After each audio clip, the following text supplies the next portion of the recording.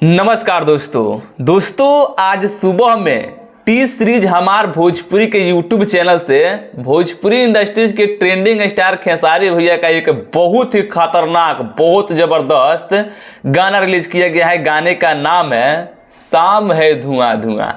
एकदम भोजपुरी इंडस्ट्री में तहलका मचाने वाला वीडियो सॉन्ग के साथ में आया है टी सीरीज पर।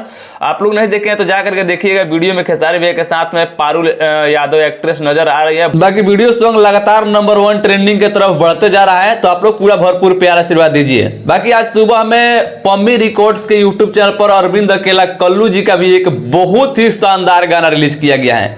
आशु प्रियांशु का जोड़ी है और अरविंद अकेला कल्लू जी के साथ में शिल्पी राज मिलकर के गाई है।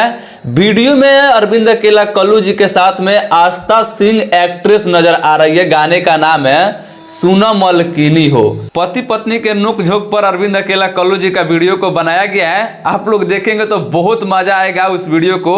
तो आप लोग देखना अभी तक नहीं देखे तो जाकर के पम्मी रिकॉर्ड्स के यूट्यूब चैनल पर देख सकते हैं, या मैं इस वीडियो के डिस्क्रिप्शन में लिंक डाल दिया हूं, वहां से भी आप लोग देख सकते हैं। तो आप लोग दोनों गानों को भरपूर प्यार आशीर्वाद दीजिए। बाकी इस वीडियो को लाइक शेयर कीजिएगा। मैं मिलता हूं नेक्स्ट वीडियो में, तब तक के लिए बहुत बहुत धन्यवाद।